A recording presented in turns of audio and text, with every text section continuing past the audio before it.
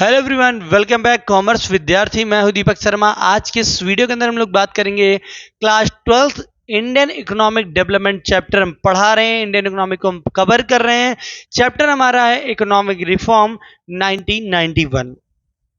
Economic reform करने की जरूरत क्यों पड़ी, इकोनॉमिक रिफॉर्म होता क्या है, इकोनॉमिक रिफॉर्म किसने किया था, आज इस वीडियो के अंदर हम बात करेंगे। बेसिकली इकोनॉमिक रिफॉर्म की रिक्वायरमेंट हमको तब पड़ी जब हमारे देश में खाने के लिए कुछ नहीं बचा। हमारी इकोनॉमिक पॉलिसी डिस्क्रिमिनेट हो गई, हमारी इकोनॉमिक पॉलिसी पूरी तरीके से ध्वस्त हो गई और हम अपने देश को चलाने में सक्षम नहीं थे। तब हमको लगा कि अपने देश को चलाने के लिए हमको न्यू इकोनॉमिक पॉलिसी को लाना चाहिए। ठीक है, 1991 में इसको रिफॉर्म किया। उस टाइम के प्राइम मिनिस्टर थे PV Narasimha Rao sir and finance minister doctor Manmohan Singh. ठीक है, doctor Manmohan Singh finance minister थे। उन्होंने देखा कि इस देश के अंदर खाने के लिए नहीं बचा है, ये देश चलेगा कैसे। उस टाइम पे इन्होंने रिफॉर्म का डिसीजन लिया कि हम अपनी इकोनॉमिक के अंदर रिफॉर्म लाते हैं, चेंजेस लाते हैं और जिसके थ्रू हम अपने देश को एक अच्छी दिशा में ले जा सकते हैं, इसलिए रिफॉर्म किया इन्होंने। ठीक है, 1991 के रिफॉर्म के अंदर टारगेट क्या था, चलिए उसके बारे में बात करते हैं sir. Economic reform are long term and dynamic combination of policies and programs. देखो, इकोनॉमिक रिफॉर्म को चलाने का या बनाने का पर्पज क्या था, लंबे समय तक जितने भी dynamic combination program, policy and program, मतलब जो भी चेंजेस आए उसके हिसाब से हमारी इकोनॉमी ढल जाए, हमारा देश चल जाए। ठीक है, उस प्रोग्राम के ऊपर काम करना चालू किया। Program for the speedly grow and efficiency in production make a competitive environment. देखो, इस कंपटीशन भरी दुनिया में हम इस कंपटीशन को फेस कर सकें, हमारी इकोनॉमिक थोड़ी स्पीडली ग्रो, मतलब हमारी इकोनॉमी थोड़ी तेजी के साथ बढ़े, क्योंकि हमारी इकोनॉमी काफी पीछे आ चुकी थी, हमारा जीडीपी रेट डाउन हो रहा था। ठीक है, हमारा जीडीपी कम हो रहा था, उसको बढ़ाने के लिए इन्होंने इकोनॉमिक रिफॉर्म 1991 में अडॉप्ट किया इंडियन गवर्नमेंट ने। ठीक है, क्वेश्चन भी आता है आपके पेपर में, मैंने उस क्वेश्चन को यहां पर मेंशन कर दिया है। Why did government of India announce new economic policy in 1991। मतलब इंडियन गवर्नमेंट को क्यों रिक्वायरमेंट पड़ी न्यू इकोनॉमिक पॉलिसी को अडॉप्ट करने के लिए या अनाउंस करने के लिए या रिफॉर्म करने के लिए, कई तरीके से आपसे क्वेश्चन पूछा जाता है।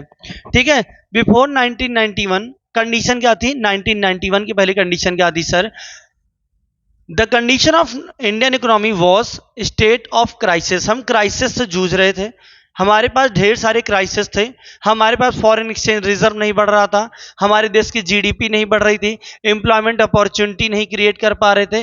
कई ऐसे कारण थे जिनकी वजह से हमारे पास क्राइसिस क्रिएट हो रहे थे। एक समय ऐसा आ गया जब हमारे पास खाने के लिए भी हमारे देश में नहीं बचने वाला था। उस टाइम पर डिसीजन हुआ 1991 रिफॉर्म के बारे में। ठीक है, economic was nearly the condition of getting collapse, properly collapse होने वाली थी, क्राइसिस आ चुके थे। Factor responsible for the economic reform, किन किन कारणों से रिफॉर्म करने की जरूरत पड़ी, तो सबसे पहला था fall in foreign exchange reserve. Foreign exchange reserve हमारा कम हो गया। फॉरेन एक्सचेंज रिजर्व कम होने के पीछे क्या था, इंडस्ट्रियलाइजेशन हो नहीं पा रहा था, डी इंडस्ट्रियलाइज हो रहे थे हम, हमारे यहाँ ज़्यादा इंडस्ट्रीज लग नहीं रही थी। फॉरेन एक्सचेंज, हमारे पास विदेशों से पैसे आ नहीं रहे थे। ठीक है, फॉरेन एक्सचेंज हमारा घटते जा रहा था, सबसे बड़ा कारण ये था। ठीक है, due to the process of industrialization on the import of on sorry cut foreign exchange reserve, due to the process of industrialization in the imports of economy grow much faster than amount of export, increase the import, reduce their foreign exchange reserve of an economy। हम ज्यादा से ज्यादा सामान import करने लगे, हमारा क्या हो गया सर, इंक्रीज इंपोर्ट, सॉरी हम क्या हो गया सर, हमारा फॉरेन एक्सचेंज रिजर्व डाउन होने लगा। कभी भी आयात और निर्यात, दो चीजें, इंपोर्ट और एक्सपोर्ट, अगर इनके अंदर चेंज आता है, हम ज्यादा से ज्यादा अगर सामान को, ठीक है, ज्यादा से ज्यादा हम सामान को क्या करेंगे, हम इंपोर्ट ना कर पाए, हम एक्सपोर्ट करने पे जोर देने लगेंगे, उस कंडीशन पे क्या हो जाएगा, इकोनॉमी क्या हो जाएगी, ढह जाएगी, गिर जाएगी। ठीक है। अगला था failure in public sector. Government के बनाए rule and regulation and program properly fail हो चुके थे। फेलियर इन पब्लिक सेक्टर इसीलिए बोला गया, गवर्नमेंट जिन जिन प्रोग्राम पे काम कर रही थी वो प्रोग्राम प्रॉपरली रन नहीं कर रहे थे। ठीक है, समझिए। One of the most important factor which lead to the economic reform is the low rate of development in public sector. जो पब्लिक सेक्टर थे उनका डेवलपमेंट रेट इतना ज्यादा धीरे था, इतना ज्यादा स्लो था, जिसकी वजह से हम एक बार क्राइसिस की तरफ मूव हो गए। ठीक है।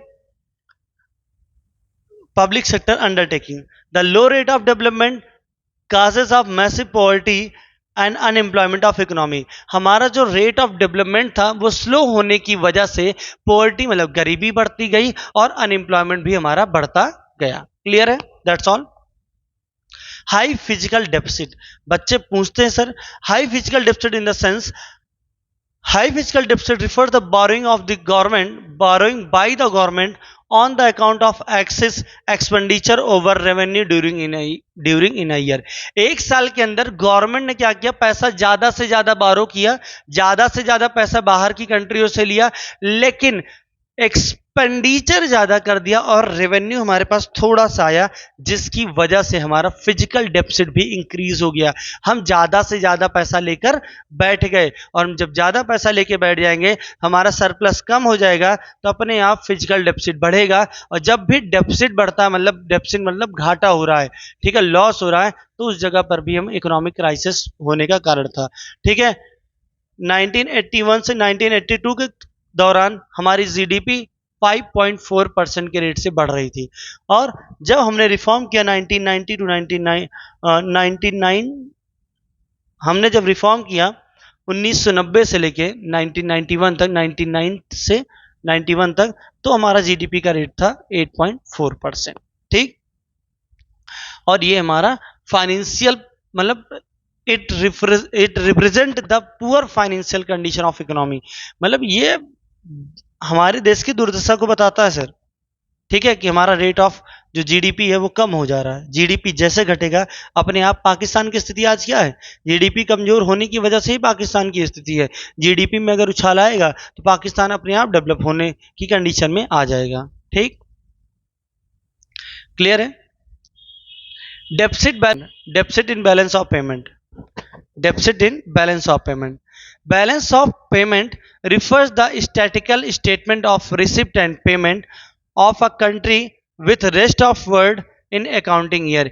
एक साल के अंदर कितना पेमेंट आया है, कितना पेमेंट हमने दिया है किसी कंट्री को, या कितना सामान इंपोर्ट और एक्सपोर्ट हुआ है, कितना पेमेंट आपने किया है, कितना आपने रिसीव किया है, वो हमारा बीओपी शो करता है, बैलेंस ऑफ पेमेंट शो करता है, बताता है कि किसकी वजह से हमारा ज्यादा से ज्यादा ग्रोथ रुक रही है। Due to slow growth of export, huge increment of import, the balance of ज्यादा मतलब जो हमारा एक्सपोर्ट क्राइटेरिया था वो स्लो था और इंपोर्ट हमारा ज्यादा हो रहा था।